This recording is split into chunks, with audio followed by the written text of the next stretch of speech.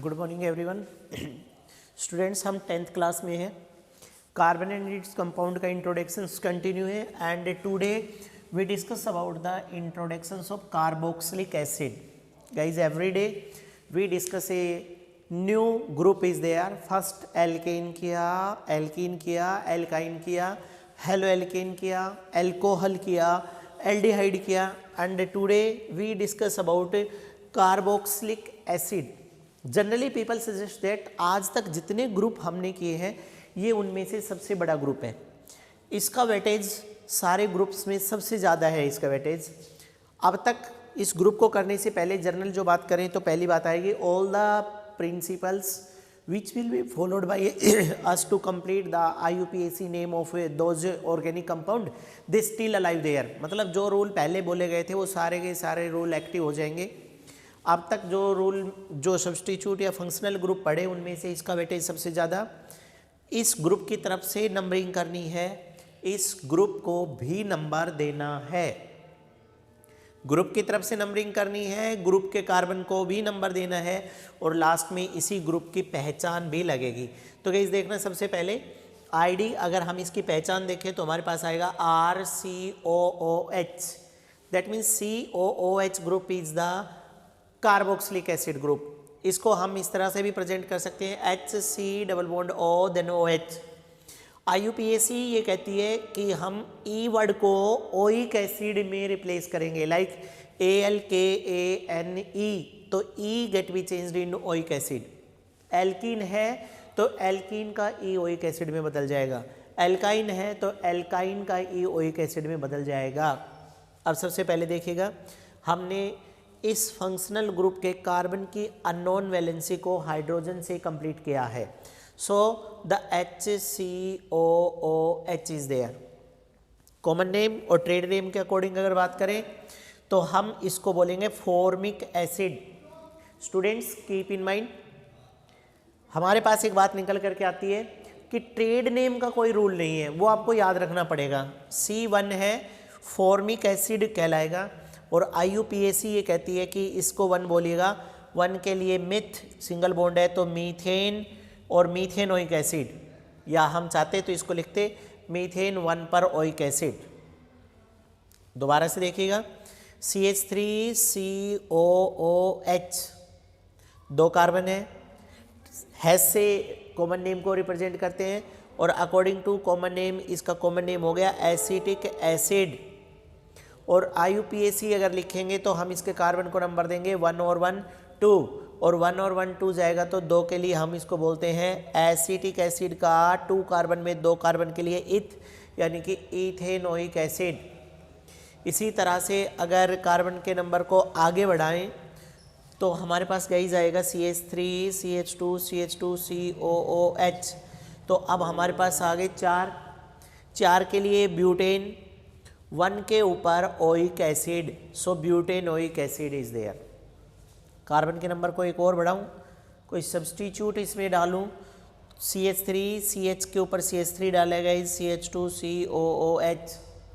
Longest carbon chain adapt करनी है, हर carbon को नंबर देना है, फंक्शनल ग्रुप आइडेंटिफाई करना है, फंक्शनल ग्रुप की तरफ से नंबरिंग करनी है, फंक्शनल ग्रुप के कार्बन को भी नंबर देना है। अब हमारे पास आ गया COOH CH2 CH CH3 ऊपर CH3 1 2 3 4।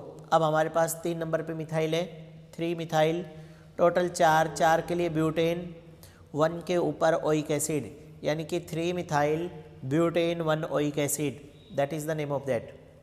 आगे अगर इसको थोड़ा सा कॉम्प्लेक्स करें तो हमारे पास कही जाता है CH3 C के ऊपर OH, नीचे Br CH double bond CH और COOH। It means hello, alcohol, alkene और एसिड सारे फंक्शनल ग्रुप इसके अंदर मर्ज किए हैं।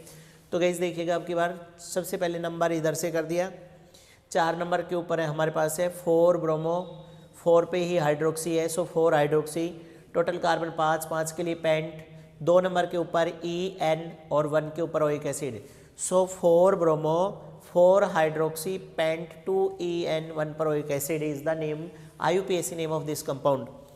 इन द सेम सीक्वेंस अगर हम ये नीचे दिया हुआ है, सबसे पहले इसको आइडेंटिफाई करिएगा। कार्बोक्सिलिक एसिड है, एल्कीन है, हेलो है, एल्काइन है। It means alkene, alkyne, halogen और एसिड, ये फंक्शनल ग्रुप आए हैं यहाँ पर।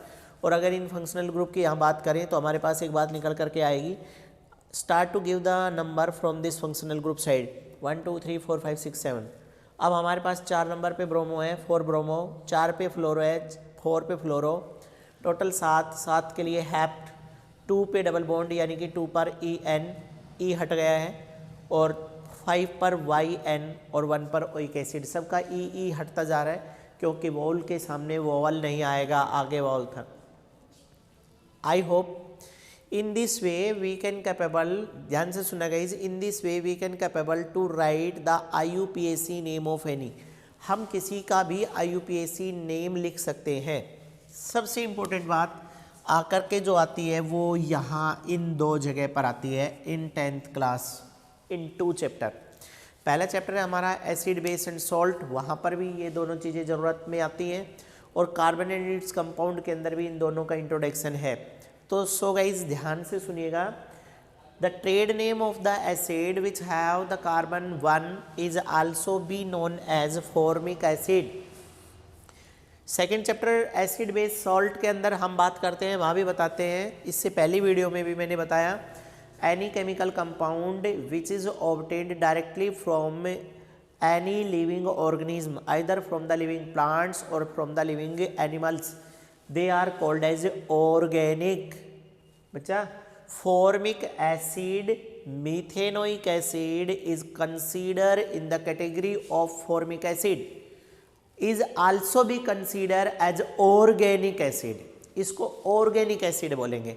अब अगर इसको ऑर्गेनिक एसिड बोला है तो पक्का ये किसी न किसी लिविंग ऑर्गेनिज्म के अंदर सिंथेसाइज होना चाहिए। तो अब हम क्या बताएंगे, अब हम बताते हैं, because formic acid is synthesized by the honey bee sting और the sting of the nettle plant. Nettle plant और हनी बी दोनों के स्टिंग के अंदर फॉर्मिक एसिड होता है। अगर वहाँ हनी बी स्टिंग के अंदर फॉर्मिक एसिड है तो वो लिविंग बींग्स है, hence formic acid is considered in the category of organic acid, similar like to as। इसी तरह से अगर आगे बढ़े तो हमारे पास एसिटिक एसिड, अब कह रहे हैं acetic acid also known as ethanoic acid, यहाँ पर लिखा गया है ethanoic acid, vinegar, glacier acetic acid. तो सबसे पहले तो इसकी कैटेगराइज करिएगा, because in the formula of the acetic acid carbon are there, hence acetic acid is consider as organic acid. ये भी ऑर्गेनिक है, सारे ही ऑर्गेनिक मिलेंगे, बट ये 2 स्पेशल फोकस किया गया है, these are the organic acid.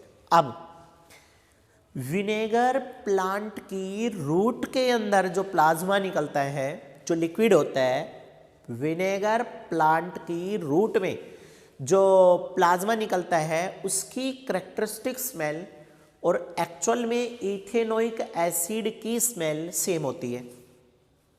जितनी पीएच इथेनोइक की है, इथेनोइक एसिड की जो पीएच है, सेम पीएच विनेगर प्लांट की रूट से निकलने वाले लिक्विड की है।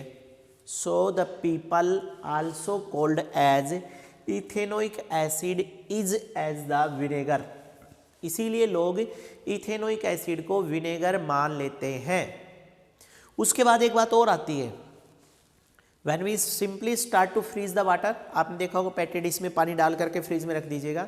When we freeze the water, ice, plain ice हमारे पास से स्मूथली जिस कंटेनर में ऑब्वियसली उस कंटेनर की शेप अडेप्ट कर ली जाएगी, थोड़ी बहुत बीच से उठ जाती है, अदरवाइज नॉर्मल बिहेवियर आ जाता है। But whenever we start to freeze the glacier, sorry, whenever we start to freeze the acetic acid, लेकिन अगर हम कभी किसी बर्तन में डाल करके एसिटिक एसिड को फ्रीज करना चाहें तो गाइस जब एसिटिक एसिड फ्रीज होता है ना तो इस तरह से पहाड़ की तरह से ऊज आउट हो जाता है और वो बर्फ़ की पहाड़ियाँ सी नज़र आती है, since they appear like a glacier, और वो ग्लेशियर की तरह से दिखती है।